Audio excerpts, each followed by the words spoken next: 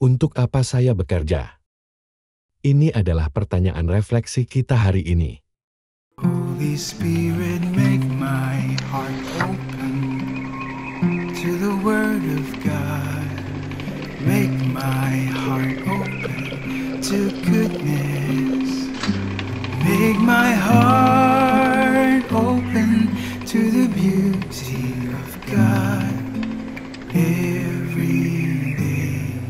Amen.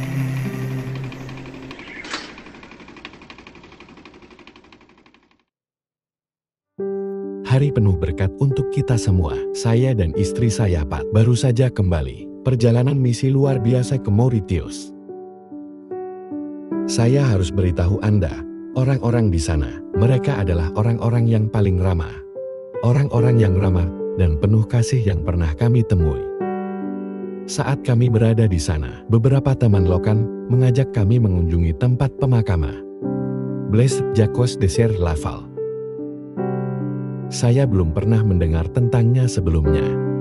Ceritanya benar-benar menginspirasi saya. Dia adalah dokter sukses di Prancis abad ke-19. Dia memiliki segalanya. Anda tahu statusnya. Penghasilannya bagus, kehidupan nyaman. Namun, setelah perjumpaan mendalam dengan Yesus, dia meninggalkan semua itu. Dia menjadi imam. Dia pindah tempat ke Mauritius, lalu ia menghabiskan sisa hidupnya melayani orang miskin, terutama mantan budak yang baru saja memperoleh kebebasan. Dia tidak pergi ke sana untuk mendapatkan apa-apa. Dia pergi untuk memberi. Saat dia meninggal, lebih dari 67.000 orang telah dibaptis melalui pelayanannya. Beato Jacques Desert Laval adalah contoh nyata bagaimana hidup tidak untuk hal-hal yang fana,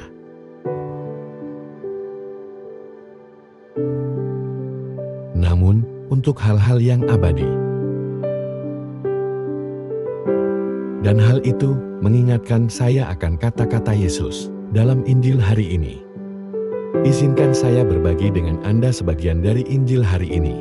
Ditemukan dalam kitab Yohanes. Yohanes bab 6 ayat 22-29. Orang banyak bertanya, "Rabi, kapan engkau tiba di sini?" Yesus menjawab mereka, "Aku berkata kepadamu, sesungguhnya kamu mencari aku bukan karena kamu melihat tanda-tanda, tapi karena kamu telah makan roti itu dan kamu kenyang."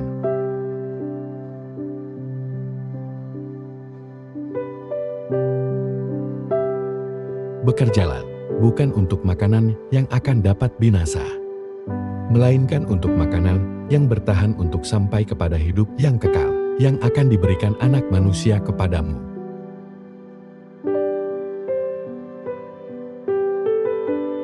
Saudara-saudaraku yang terkasih, hal ini terjadi setelah Yesus memberi makan 5.000 orang laki-laki.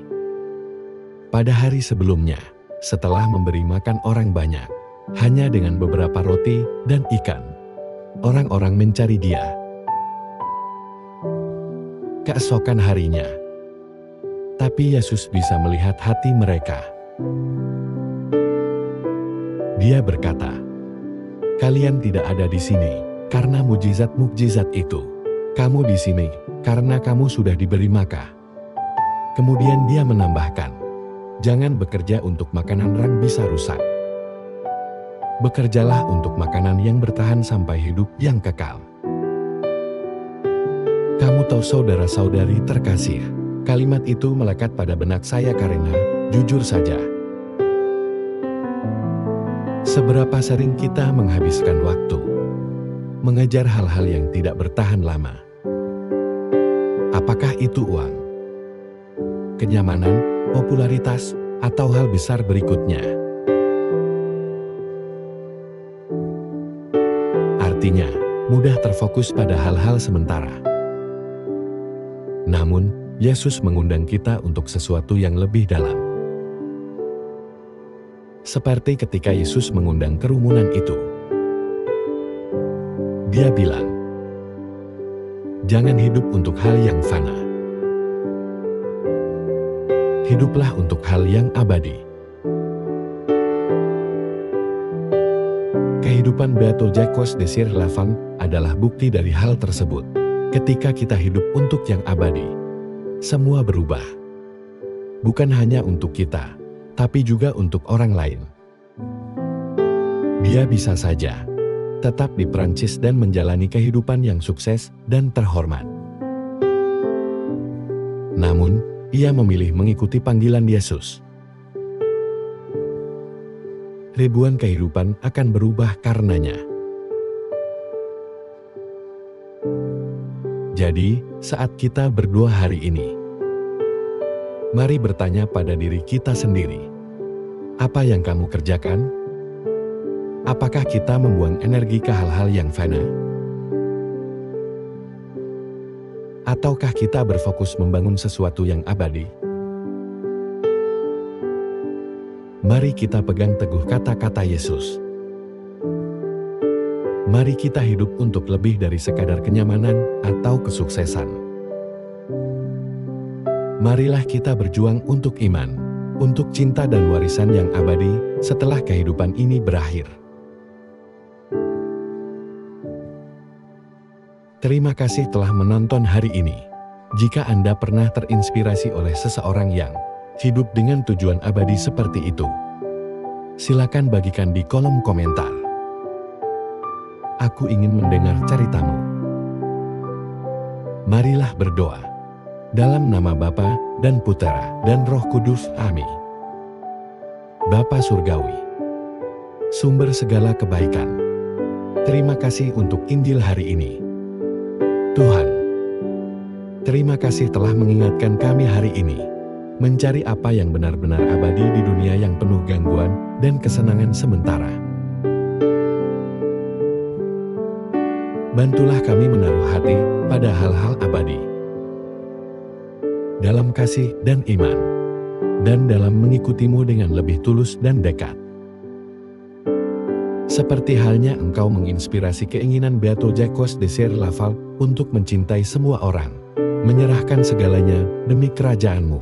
Tanamkan dalam diri kami keinginan untuk hidup dengan keberanian dan tujuan yang sama. Dalam nama Yesus, kami berdoa. Amin. Dalam nama Bapa dan Putera dan Roh Kudus. Amin. Semoga Tuhan memberkati Anda dan keluarga Anda. Iman Katolik kami dan pasangan untuk Kristus. Dan Couples for Christ.